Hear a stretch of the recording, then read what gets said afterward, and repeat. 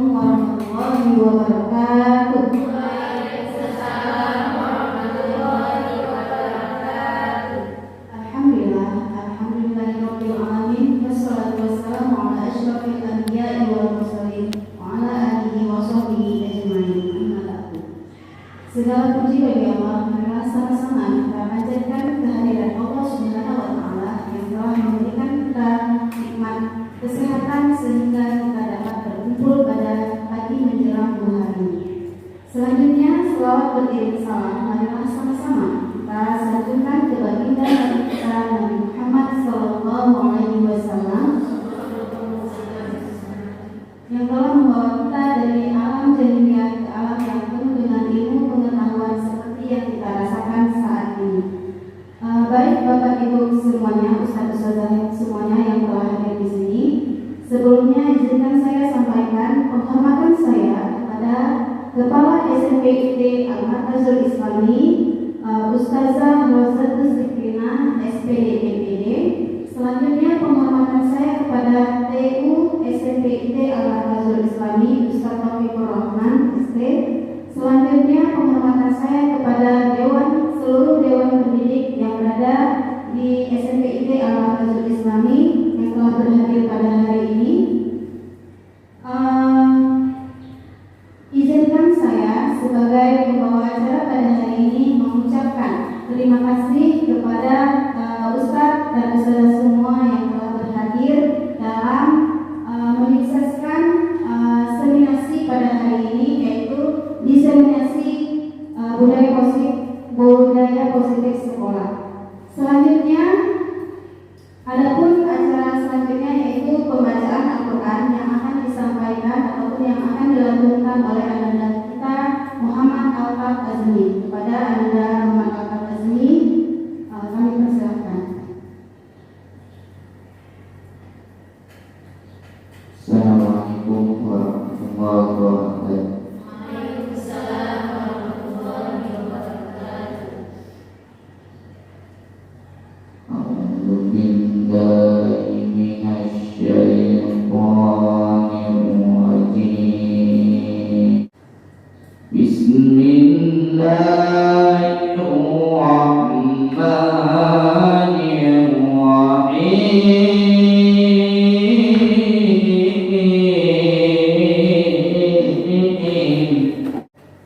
Ya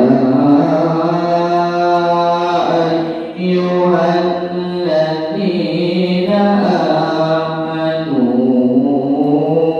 anfiqu min thayyibat wallahu ya'idukum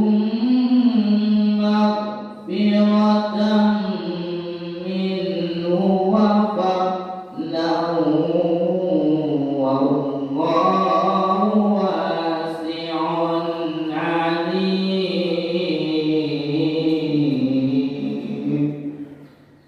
Sadaqallahul azim.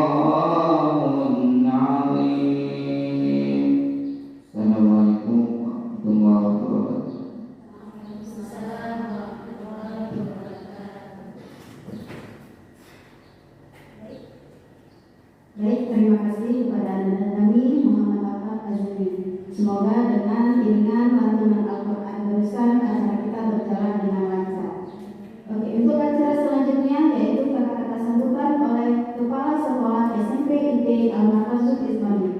Kepada yang terhormat Ustazah Rozatus Zikrina, SPD MPD, kami persilakan. Assalamualaikum warahmatullahi wabarakatuh. Waalaikumsalam warahmatullahi wabarakatuh. Alhamdulillah, rabbil alamin. Wassalatu wassalamu ala asyrofil anbiya'i wal mursalin wa ala alihi wa sahbihi ajmain. Amma ba'd. Puji syukur mari sama-sama kita panjatkan kehadirat Allah Subhanahu wa taala yang mana Allah masih memberikan kita kesempatan dan kesehatan serta karunia-Nya sehingga kita dapat berkumpul di ruangan yang sederhana ini. Salawat dan salam kita bacakan kepada baginda Nabi kita Muhammad Sallallahu Alaihi Wasallam yang telah mengeluarkan kita dari alam jahiliyah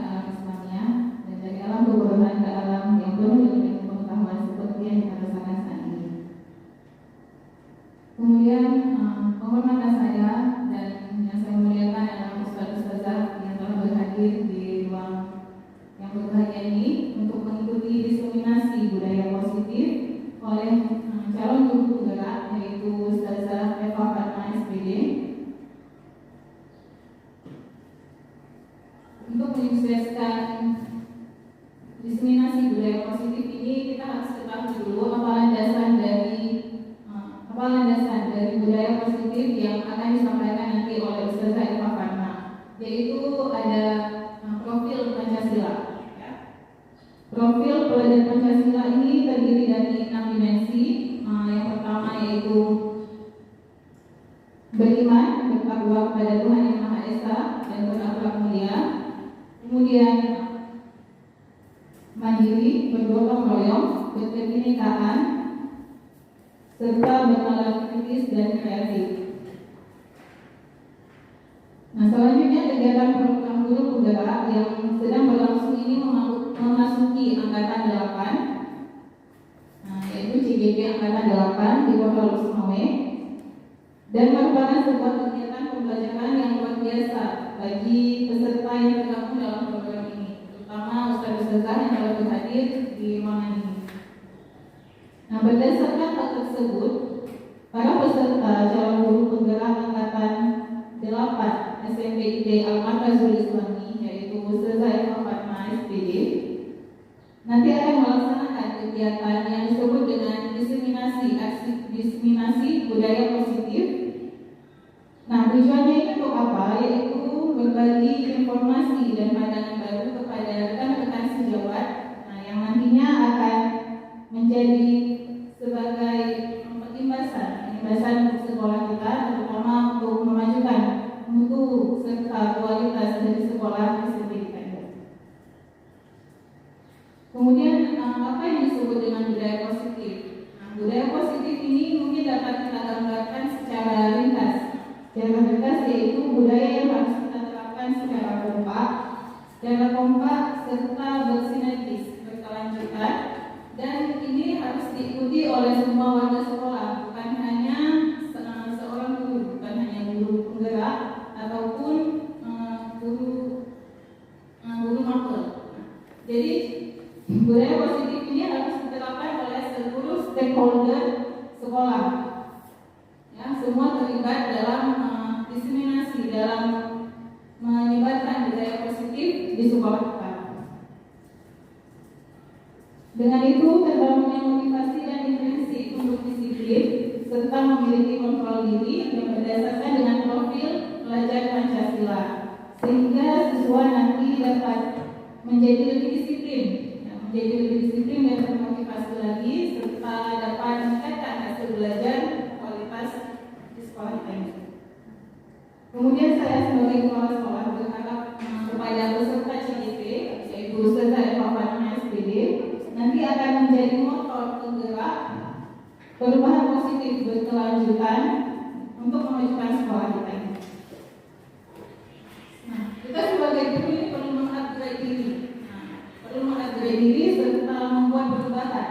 Ya. Kenapa kita perlu mengupgrade diri? Perlulah kita mengupgrade diri supaya ada perbaikan-perbaikan ke depannya, ada refleksi diri, ada muhasabah diri.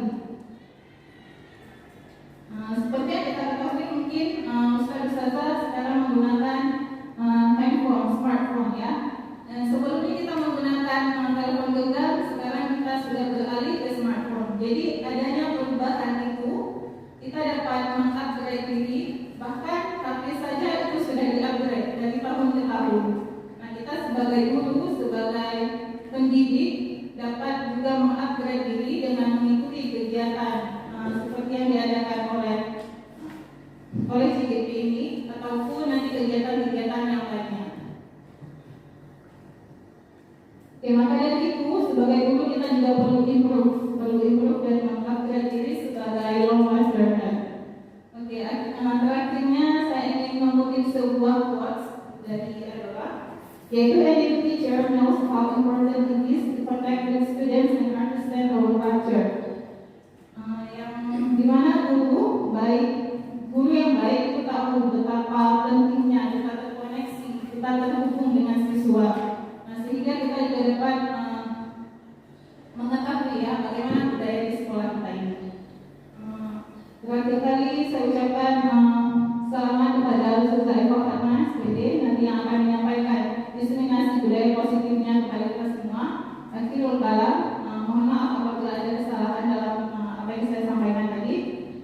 kasih. Assalamualaikum warahmatullahi wabarakatuh.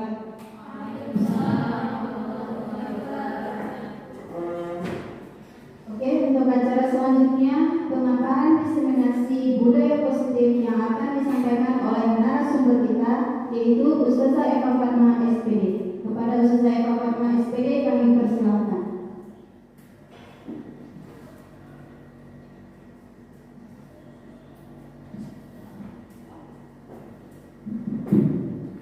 Baik, selamat pagi Ustazah semua, gak ada Ustazah.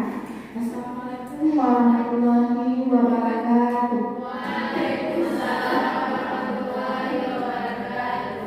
Salam bahagia.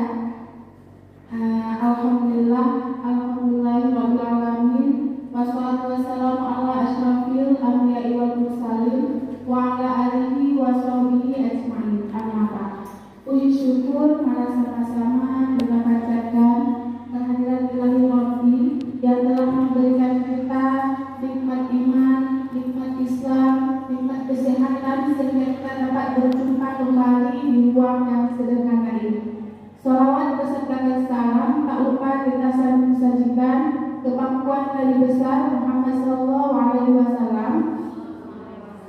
yang telah membawa kita dari alam kebodohan ke alam yang penuh dengan ilmu pengetahuan dan teknologi yang kita rasakan saat ini.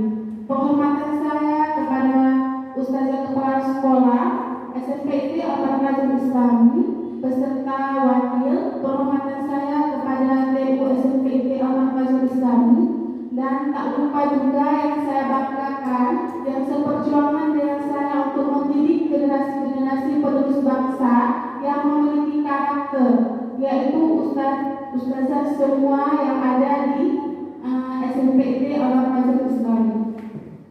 Nah, maksud dan tujuan saya berdiri di hadapan ustaz dan ustazah semua adalah untuk memaparkan destinasi saya, yaitu menyebarkan pemahaman dan penerapan pengalaman budaya positif di sekolah. Nah, sebelum kita mulai ke dalam paparan materi, saya ingin memberikan satu video untuk teman-teman. Nanti teman-teman akan menyaksikan video yang saya akan tampilkan, lalu akan menceritakan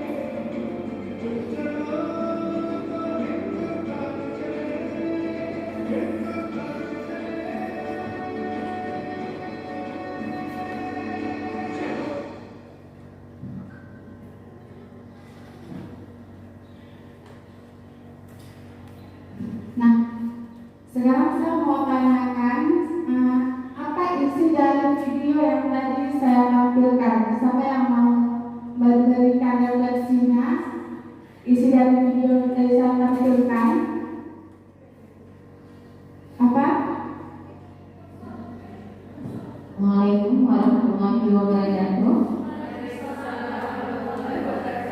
Bapak, kita tadi sama-sama sudah menyaksikan videonya adalah berupa perbuatan positif. Jadi jika dalam jiwa anak-anak itu sudah tertanam sifat positif, sudah tertanam jiwa empatinya, maka ketika dia melihat sesuatu hal yang membutuhkan pertolongan, maka akan tergerak hatinya untuk membantu perbuatan tersebut, untuk melakukan perbuatan tersebut. Maka dari video tadi, ketika ada seorang anak kecil saja yang mau, bahkan kalau dilihat dia tidak akan mampu melakukan perbuatan itu, tapi itu salah satu cara dia untuk mengajak orang lain agar mau ikut bekerja sama untuk melakukan suatu perbuatan.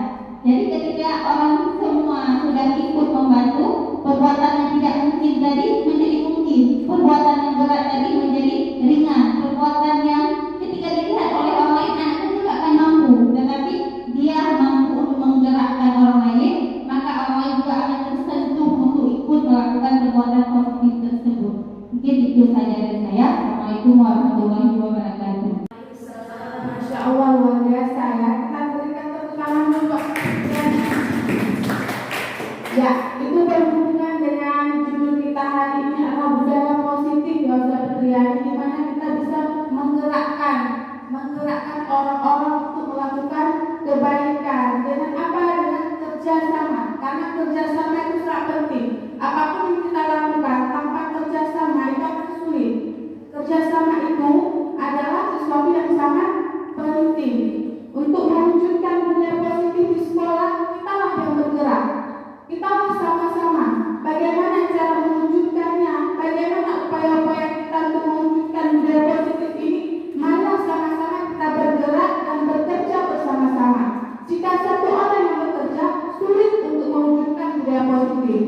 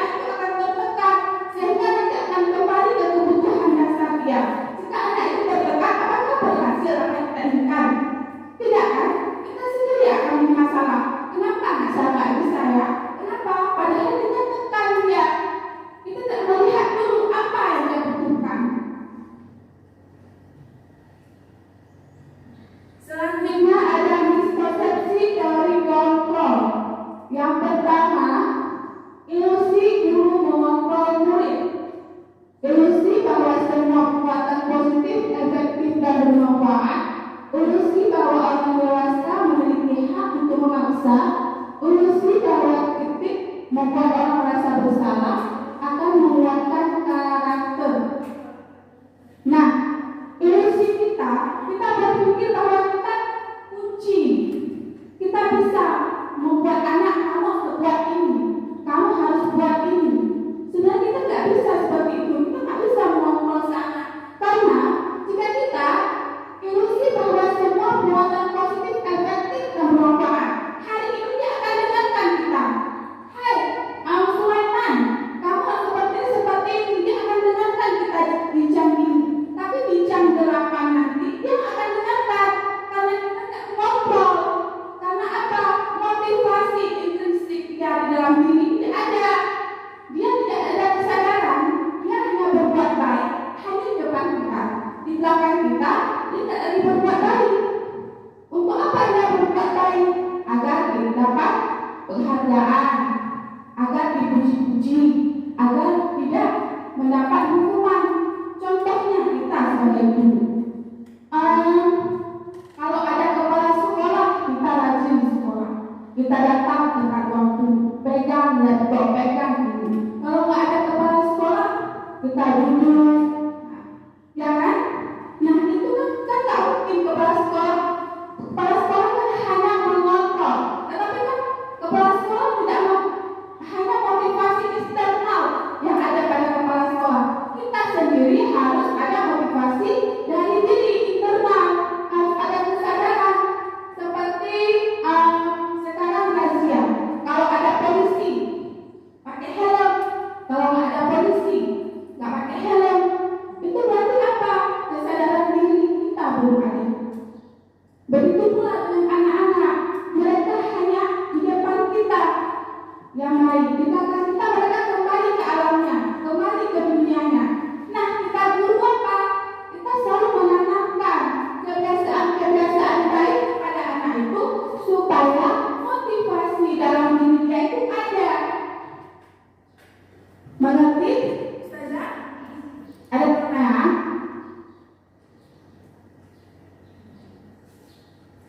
Nah, ini mengubah paradigma stimulus respon ke pendekatan teori kontrol. Ini paradigma kita dengan orang lain. Kita pengennya harus sama. Misalnya saya dengan Ustazah Muflizah harus sama pemikirannya. Kalau saya mau berdebat Aceh, saya Muflizah tidak harus seperti. Kita tidak bisa karena pemikiran orang itu berbeda-beda. Selanjutnya kita juga berpandangannya harus sama. Kita nggak mau berbeda. Bisa kalau bisa seperti kita. Kalau bisa saya seperti ini. Kita masing-masing mempertahankan ego. Sebenarnya di sini tidak bisa. Kita harus sama-sama menghargai pandangan orang lain. Di sini juga orang lain bisa mengontrol saya. Padahal tidak bisa. Hanya kita sendiri yang bisa mengontrol. Contohnya, kalau kita kepalkan tangan, ada sesuatu di dalam tangan kita. Seberapa kalau kita berusaha untuk membuka rahasia yang ada di tangan kita, apakah kita mau membukanya? Disakitin, di hati kita dipukul, kalau rahasia ini di tangan, apakah mau buka? Tidak bisa, hanya kita yang bisa mengontrol diri kita. Orang lain tidak bisa, orang lain hanya menjadi motivasi luar. Kita motivasi dari dalam. Selanjutnya ada disiplin positif. Disiplin itu berasal dari kata disiplin yang artinya belajar. Kita pikir selama ini termasuk saya berpikir bahwa disiplin itu asal udah tahu kata tertib, ada disiplin, disuruh buat ini sesuai tepat waktu, disiplin. Padahal belajar apa di sini maksudnya? Belajar untuk bertanggung jawab. Apa yang sudah dibuat oleh sekolah sekarang itu kan dengan keyakinan kelas ataupun keyakinan sekolah. Jadi kita belajar untuk bertanggung jawab terhadap apa yang dilakukan sesuai dengan nilai-nilai yang sudah kita yakini, nilai-nilai universal. Disiplin ini juga bertujuan untuk menumbuhkan kesadaran. Nah, juga menumbuhkan disiplin yang didorong dalam diri anak tanpa hukuman dan hadiah. Kita maunya anak-anak itu disiplin sesuai dengan kesadaran, bukan karena dia terlambat ke sekolah takut dihukum. Dia mengumpulkan tugas cepat dapat hadiah, bukan itu yang kita perlukan. Karena hadiah dan hukuman ini akan berpengaruh kepada anak. Hukuman ini dia akan menjadi takut, dia akan menjadi malas, terpaksa melakukannya. Kalau hadiah, dia akan ketergantungan. Kalau hari ini kita kasih hadiah, apalagi anak SD, tapi Ustazah mana hadiahnya? Berarti anak itu melakukan sesuatu, itu perlu hadiah, perlu penghargaan. Padahal tidak, bukan itu yang kita mau. Anak-anak itu disiplin dengan cara mereka. Mereka tahu, oh ini tanggung jawab saya. Saya sekolah jam ini, saya di sekolah buat tugas. Itu yang mereka perlu ketahui, bukan karena hukuman ataupun hadiah.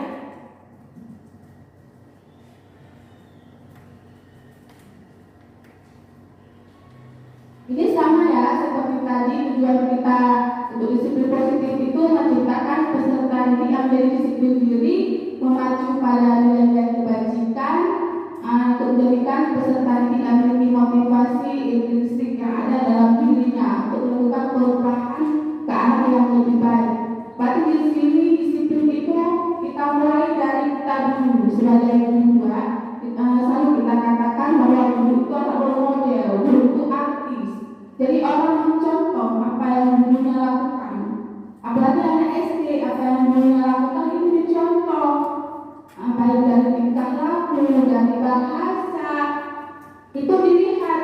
Kalau misalnya kita sudah bel, berarti kita baru masuk 10 menit akan datang. Itu anak-anak akan melihat. Saya pernah pengalaman masuk kelas itu telat karena ke kamar mandi. Jadi mereka bilang, Ustazah kok bisa telat? Kami kok gak boleh?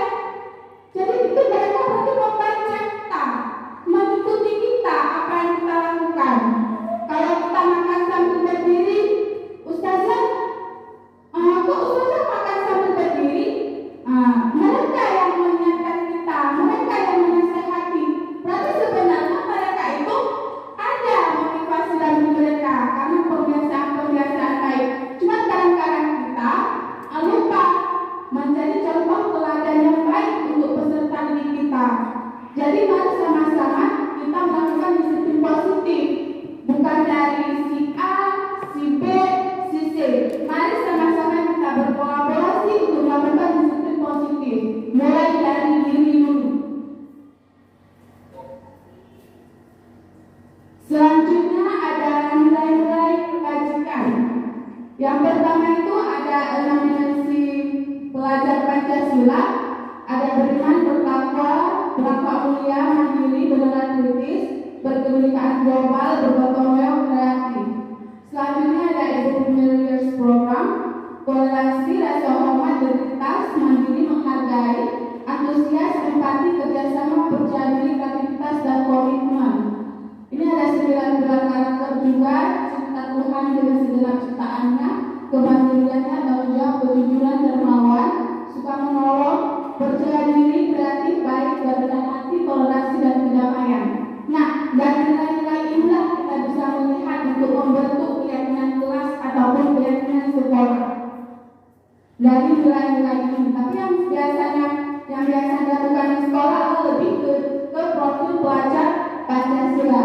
Sedangkan jika kita ingin mengambil Ibu Millionaires Program atau 9 pilar karakter juga boleh, karena hampir sama. Cinta Tuhan dengan segenap ciptaan itu sama dengan beriman atau bertakwa. Nah, lanjut ke kebutuhan dasar manusia. Kebutuhan dasar manusia itu adalah sesuatu yang kita butuhkan. Kalau kita tidak ada kebutuhan dasar, mungkin hidup kita nggak seimbang, nggak bahagia, ya kan? Tidak bahagia, nggak seimbang. Begitu juga dengan anak-anak. Kita jangan langsung, misalnya dia tidur di kelas, kita jangan langsung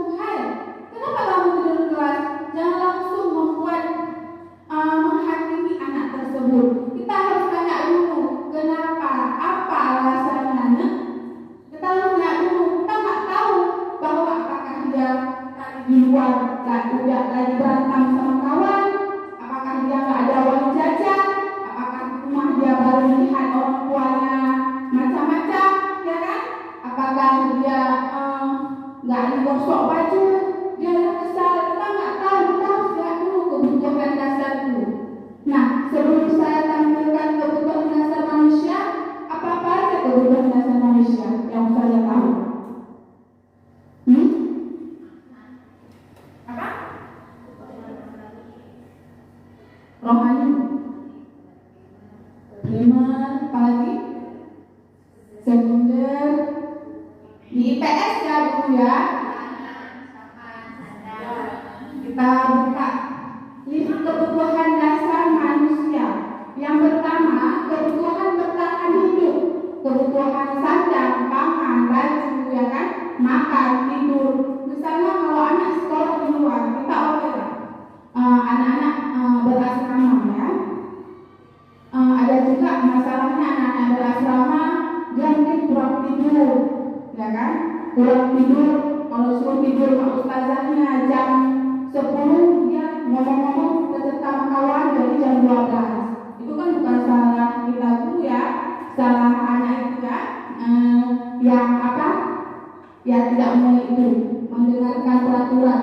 Nah, ini dia tidur di sekolah anak pesantren itu permasalahannya adalah tidur ya, begitulah sahabat saya.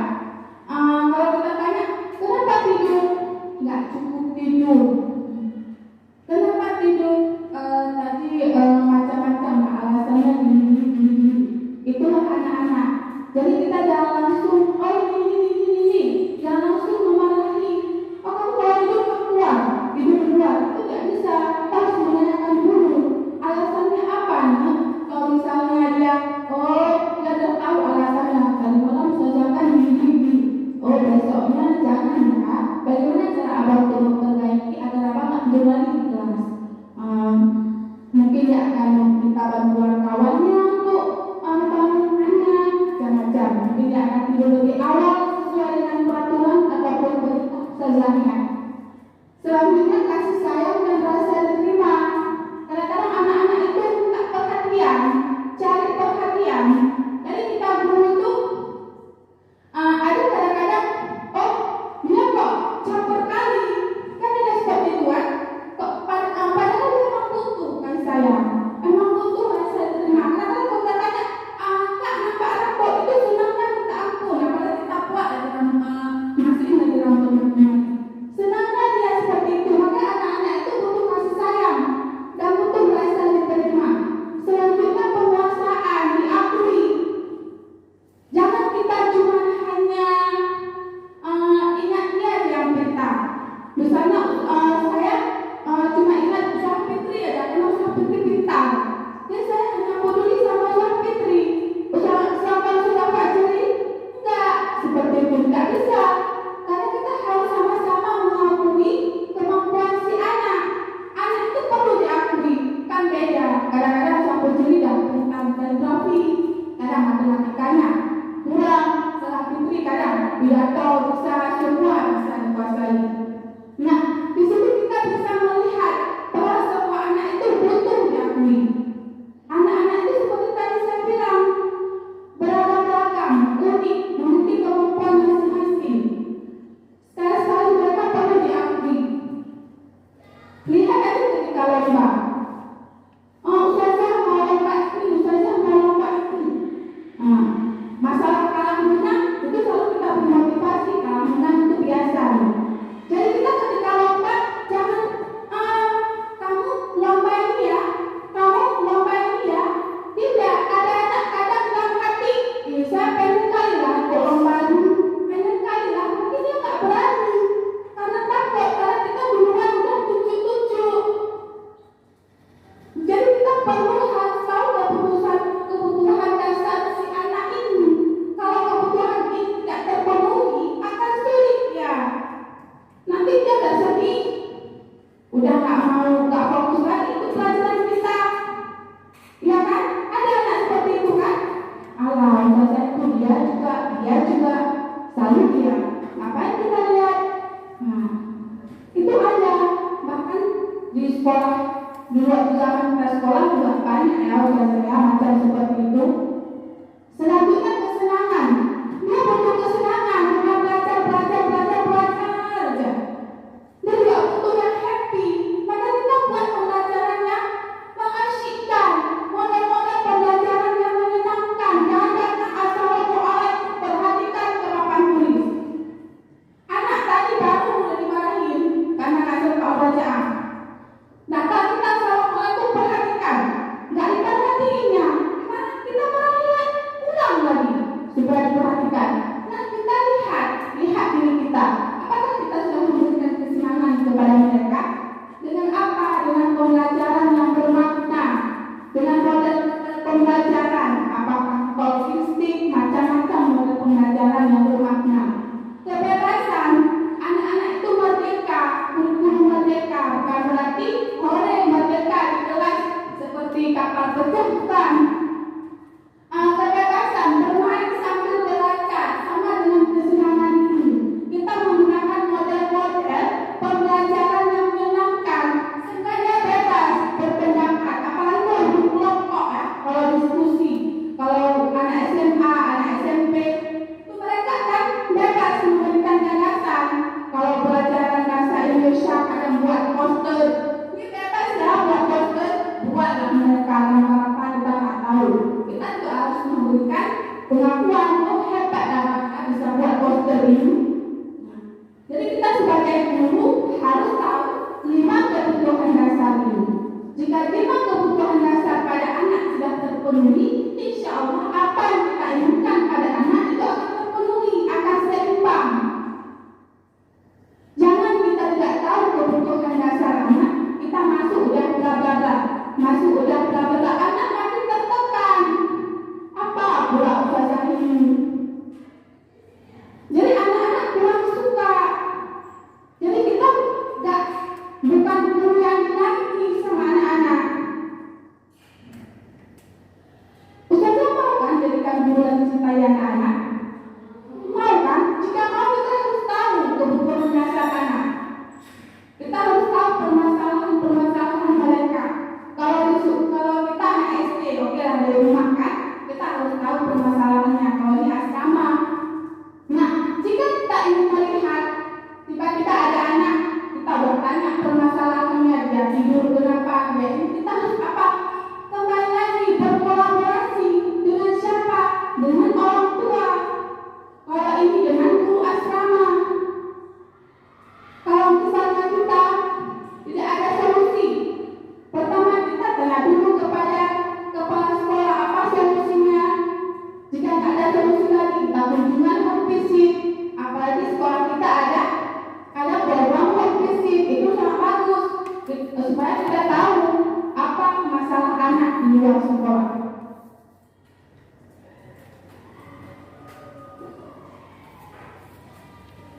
Selanjutnya ada motivasi perilaku manusia. Yang pertama untuk menghindari hukuman atau ketidaknyamanan, itu kembali ke hukuman. Untuk mendapatkan imbalan atau penghargaan dari orang lain, ini namanya motivasi dari luar. Motivasi dari luar itu hukuman. Sekarang itu tidak ada lagi namanya hukuman. Ya ada namanya konsekuensi. Kalau hukuman itu dia sudah masuk ke dalam identitas gagal. Berarti kita sebagai guru juga gagal. Kita hanya ingat anak-anak hukuman.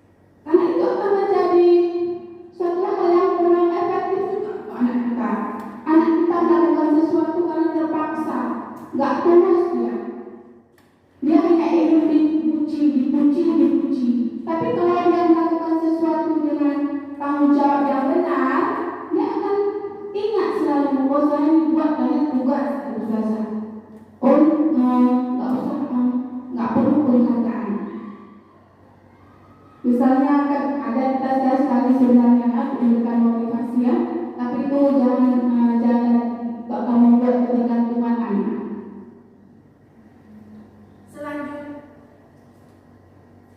Selanjutnya ada motivasi intrinsik untuk menjadi orang yang mereka inginkan dan menghargai diri sendiri dengan nilai yang mereka percayai. Nah, kalau motivasi ini sudah ada dalam diri anak-anak ataupun dalam diri kita, insya Allah apa yang ingin kita wujudkan itu akan terwujud. Anak-anak kita akan memiliki karakter yang lebih baik dari sebelumnya. Jadi mereka, saya melakukan ini karena ini, bukan saya tak tepat waktu karena saya seorang siswa. Saya harus memiliki tanggung jawab. Saya mengumpulkan tugas karena saya seorang siswa. Saya harus memiliki tanggung jawab, bukan karena kalau saya datang terlambat itu saya dihukum, saya suruh kutip sampah, saya suruh berdiri. Itu akan terpaksa anak itu, malah takut ya. Kalau terlambat itu sekolah lagi, tak mau masuk kelas lagi. Karena apa? Motivasi yang dari luarnya itu membuat dia itu takut. Kalau ini motivasi dari dalam, dari diri dia sendiri. Kalau dia tak sadar akan motivasi ini, insya Allah dia akan menjadi orang yang memiliki perubahan ke arah yang lebih baik.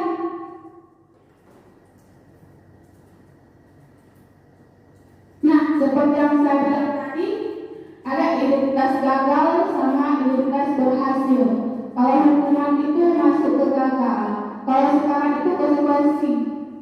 Ya, nanti kita akan membahasnya. Selanjutnya itu ada restitusi. Kalau kita ada anak bermasalah, kita melakukannya itu, kita memecahkannya itu dengan restitusi, dengan segitiga restitusi. Nah, guru bisa melakukan segitiga ini. Tidak pasti guru BP, ya. Semua guru bisa melakukannya ini. Nggak mesti guru wali kelasnya.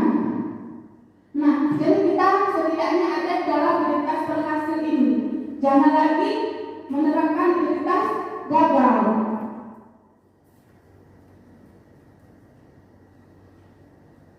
Nah, saya mau tanya, selama saya jadi guru, kira-kira saya posisi kontrolnya apa? Sebagai pemimpin kah? Membuat orang merasa bersalah kah? Teman, pemantau, atau manajer?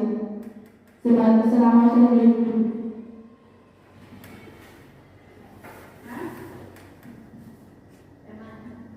Sebagai teman, ada lagi sebagai pembuku kan? Gak ada sih, gak ada kan? Sih teman semua kan? Paling banyak teman, membuat orang merasa bersalah enggak ya. Kita lihat dulu di posisi kontrol ada pembuku, pembuat orang merasa bersalah, teman, pemantau, manajer. Ini kita sebagai guru itu harus tahu pembuku itu seperti apa seorang pembuku, baik secara fisik maupun bahasa. Contohnya, kalau misalnya terlambat ke sekolah, kita sudah berdiri ya. Kalau di luar harus hormat pada tiang bendera. Kalau kita kutip sampah dulu. Selanjutnya membuat orang merasa bersalah, biasanya bersuara lembut. Abang nggak kasihan sama Ustazah. Abang Ustazah kecewa. Ustazah sampai lo jelasin, kok abang nggak mau dengar Ustazah? Itu membuat anak itu, saya merasa bersalah karena saya nggak dengar Ustazah. Kita nggak marah, tapi kita hanya bersuara lembut. Selanjutnya teman,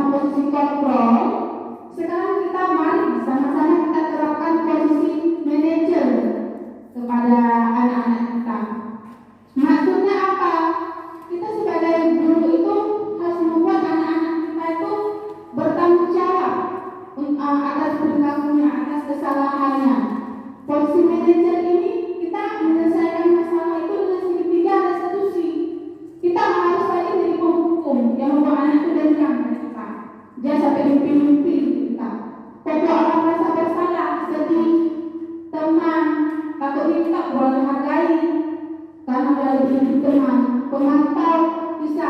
Setidaknya kita menjadi guru itu di antara posisi pemantau ataupun manajer. Kalau pembuku ini kita hilangkan aja. Kita lebih ke pemantau atau manajer, tapi lebih tepatnya lagi kita ke manajer saja. Ya, karena saudara tahu nama posisi kontrol dulu, sekarang kita akan menerapkan posisi kontrol yang manajer. Lebih mudah, kita lebih bisa menunjukkan karakter siswa di situ. Karena mereka mau menjawabkan apa kesalahannya. Mereka mau mencari solusi.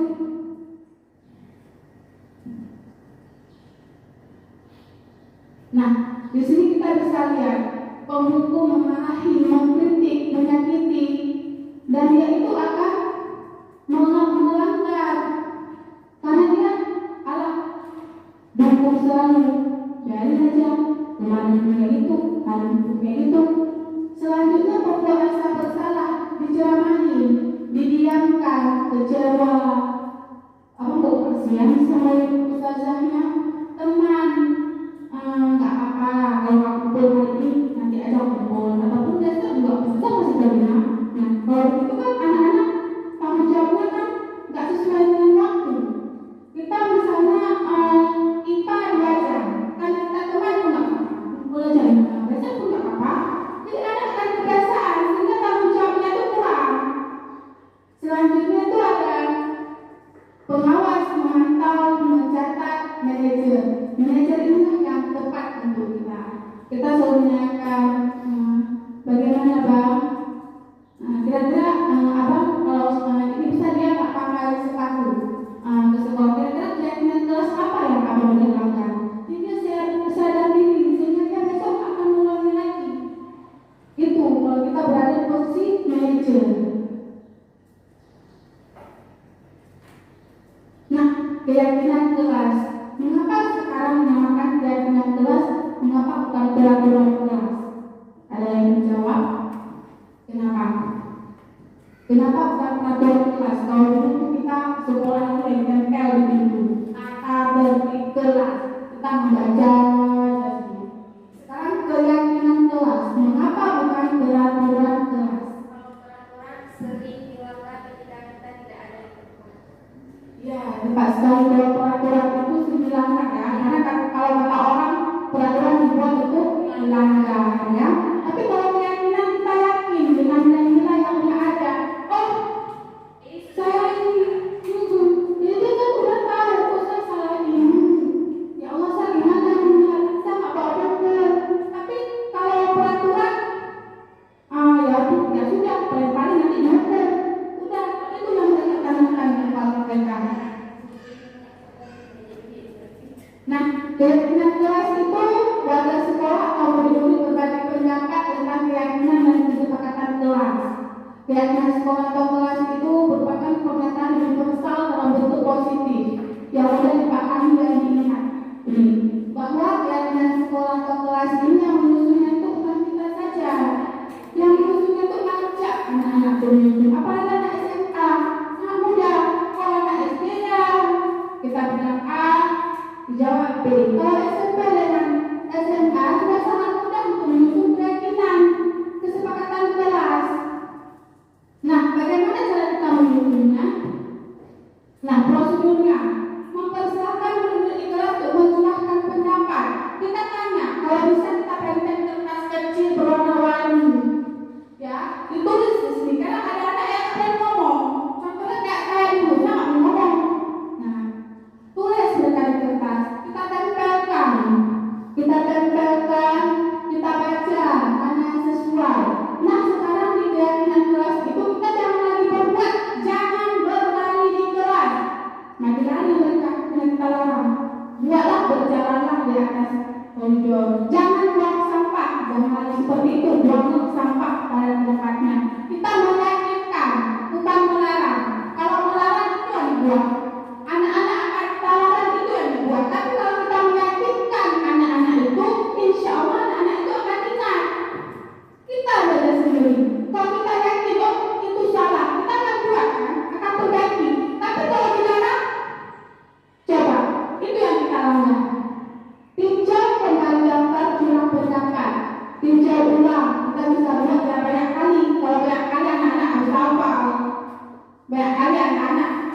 2, 3 aja anak-anak belum ngerti, apalagi kita tambah 1 sampai 10. Ya kan? Yang mudah diingat dan dihafal. Maka kita mengajak anak-anak untuk membuat keyakinan bersama-sama, bukan kita yang buat. Selanjutnya setelah kita buat, kita menandatangani bahwa guru mapel itu bekerja sama dengan wali kelas. Guru mapel kelas 1 dengan wali kelas 1, guru mapel kelas 2 dengan wali kelas 2. Jadi sama-sama masuk guru ini keyakinannya ini, masuk guru ini keyakinannya ini sama satu. Tapi kalau beda-beda sulit. Sama ustazah ini boleh, mau ustazah itu nggak boleh. Anak-anak akan berpikir, makanya kita perlu sama-sama berkolaborasi guru mapel di kelas itu. Setuju ya ustazah?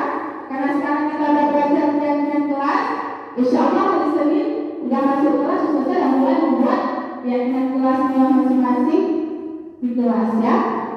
Baru setelah kita setujui, baru kita tempel. Kita tempel seperti itu di dinding, jadi anak-anak akan ingat karena mereka pasti. Kita juga harus membuat konsekuensinya. Kalau misalnya apa? Kalau misalnya ini contoh keyakinan kelas. Kalau misalnya berdoa sebelum masuk kegiatan KBM, musuh budaya 5S. Kalau melanggar, mungkin dikasih apa?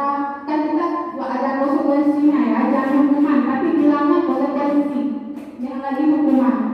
Setiap anggota perlu merasa aman dan nyaman, berkomitmen terhadap setiap tugas, senantiasa peduli, menghormati, menghargai. Singkat aja, nggak usah banyak, nggak usah banyak membuat keyakinan kelas yang bisa diingat, dihafal dan yakini dalam hati. Untuk apa kita banyak buat-buat? Ya saya tuh buatnya sampai 12, satu pun nggak ada. Belum. Nah, dengan kita buat 5 aja mungkin dia akan ingat. Oh nggak boleh, budaya 5S. Apalagi budaya 5S itu yang mencakup semuanya di situ. Nah, selanjutnya masuk ke segitiga restitusi. Proses menciptakan kondisi bagi murid untuk memperbaiki kesalahan mereka. Nah, di sini kita membutuhkan segitiga restitusi. Kalau kita sudah mengenal ini, kita akan lebih BP sebenarnya. Ya, kita bisa memecahkan masalah anak kita sendiri. Jika ada anak yang bermasalah, kita panggil ya. Apakah di bawah pohon, apakah yang di kantin minta kue, di bawah pohon, apakah anak-anak lagi keluar bicara berdua. Nah, dia ada 3 tahap, ada 3 langkah. Yang pertama itu menstabilkan identitas. Kita tanya dulu, abang, tadi saya dengar abang nggak kumpul tugas ya? Iya ustazah, ada contohnya ya. Selanjutnya validasi tindakan yang salah. Abang tahu nggak apa kesalahan abang? Dia tahu. Selanjutnya menanyakan keyakinan. Kira-kira keyakinan apa yang abang langgar dalam kelas kita? Dia akan tahu. Sehingga besoknya dia akan melakukan lagi. Tapi kalau kita langsung marah-marah, berdiri sebelah kanan sini, dia nggak akan benar. Coba lakukan segitiga restitusi ini. Pelan-pelan kita lakukan tahun ini. Nah, insya Allah jika ada anak yang bermasalah, dia akan terbuka, akan tertutup sama kita. Karena kita menanyakannya dengan cara baik-baik. Tapi kalau dengan cara marah-marah, suaranya seperti orang pesisir sana, anak-anak akan nggak mau kasih tahu, malah takut. Kalau kasih tahu nanti marahin. Nah, seperti itu. Maka kalau kita melakukan segitiga restitusi ini, kita harus jangan rame yang depan, pada bawah sana, jangan kelas yang kosong, kayak kita curhat berdua, tapi kita meyakinkan kesalahan dia, meyakinkan kesalahan dia. Oh enggak, kakak tadi kenapa? Tadi saya dengar kak tidur di kelas. Jadi anak itu besok nggak mau melakukannya lagi. Jadi kan saya sudah paham ya sekarang, kalau saya sudah paham ini sudah di guru BP semuanya, anak-anak sudah baik semua.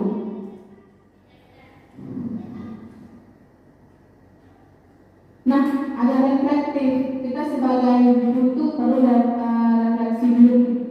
Apapun yang kita lakukan itu perlu perbaikan. Begitu juga dengan saya menerapkan budaya positif itu sangat penting untuk melakukan perubahan dan mewujudkan nilai kebajikan yang universal yang diyakini. Ya, jadi kepada teman-teman semua itu kita mari sama-sama berkolaborasi untuk mewujudkan budaya positif di sekolah.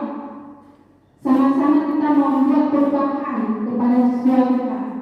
Jika kita ingin membuat perubahan, maka rubah dulu diri kita. Saya rubah dulu memberikan contoh-contoh yang baik, kebiasaan-kebiasaan yang baik pada anak. Jika kita ingin melakukan budaya positif, seperti saya pernah bilang, jika kita ingin melakukannya, kita harus bergerak, menggerakkan. Sama-sama kita bergerak, maju sama-sama. Kalau yang bekerjanya cuma satu deretan, yang satu deretan ini apa? Kita mulai dari hal pemikiran kita. Kita buka sama-sama. Kita rubah sama-sama, pelan-pelan. Karena perubahan itu tidak instan, tidak seperti iklan TV. Kalau minum obat langsung sembuh, tidak. Perubahan itu pelan-pelan. Kita upayanya apa? Konsisten, berkelanjutan. Yang 1 bulan sudah berhasil, 1 bulan sudah menurun. Kita harus sama-sama. Jika ada teman yang lupa, kita mengingatkan untuk mewujudkan budaya positif tersebut. Nah, saya akan menambahkan video saya ketika melakukan segitiga, ya.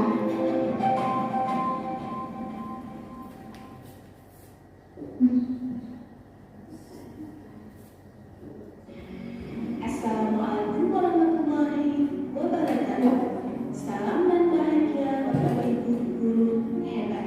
Saya Eva Fatma, calon guru penggerak dalam Ada contoh SUPD Al-Islam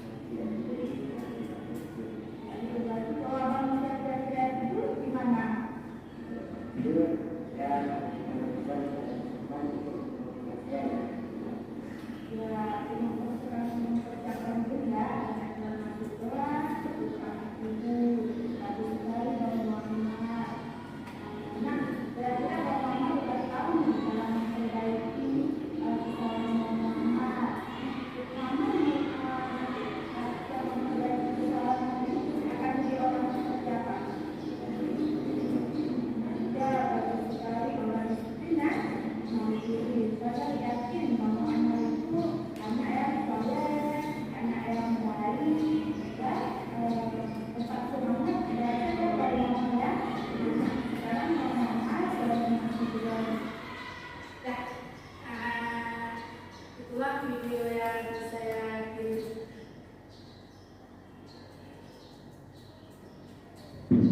Itu video yang saya kirimkan ya.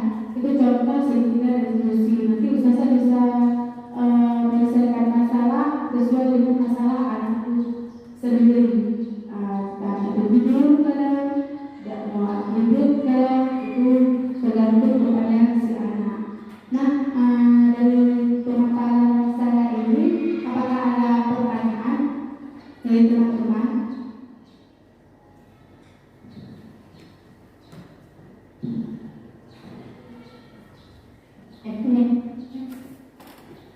Terima kasih banyak Ustazah Eka. Ini adalah hal yang baru bagi kami. Ini adalah ilmu yang sangat bermanfaat bagi kami. Mudah-mudahan ini bisa kami terapkan. Jadi yang ingin saya tanyakan, tentunya hal ini adalah bagi anak-anak juga merupakan hal yang baru. Bagaimana kita seorang guru memperkenalkan hal-hal ini? Mungkin kata-katanya aja yang baru, tetapi intisari ataupun inti daripada ini tidak lagi hal yang baru. Nah, bagaimana cara kita untuk memberikan pemahaman kepada anak agar anak mampu untuk mewujudkannya ataupun selaras antara guru ketika berusaha untuk menerapkannya, anak pun sudah paham bagaimana caranya. Nah, inti pertanyaannya adalah bagaimana cara guru memberikan pemahaman kepada anak. Ya, terima kasih saya. Bagus sekali pertanyaannya ya. Bagaimana cara kita memberikan pemahaman kepada anak? Caranya itu kita pertama berkooperasi ya. Awalnya itu diawali dengan wali kelasnya. Karena kita ada upacara, bisa diawali dengan upacara dengan pembiasaan. Tapi kita mulainya itu dari wali kelas. Wali kelas yang akan membantu untuk mensosialisasikan. Kita juga bisa mewujudkannya dengan memberikan poster-poster budaya positif. Kita juga bisa ketika sebelum mengajar kita memberikan ice breaking kepada anak-anak yang memiliki manfaat, mengingatkan mereka di awal KBM ataupun di akhir KBM bahwa apa itu budaya positif. Walaupun mereka sudah melakukannya, tapi mereka belum tahu apa itu budaya positif. Ya, intinya itu kita berkolaborasi sama-sama untuk memberikan sosialisasi, mulai dari hal sosialisasi yang di ruang lingkup yang kecil maupun ruang lingkup yang besar. Ada lagi Ustazah? Ada yang bertanya lagi? Tidak? Sudah mengerti semua ya? Sudah mengerti Ustazah? Masih semangat? Saya mau tes dulu. Saya ada pertanyaan, mau tes fokus Ustazah. Tisu berwarna, kertas berwarna, sapi minum susu, air. Nah, ya harus fokus ya. Semangat kita semua dulu, tangan.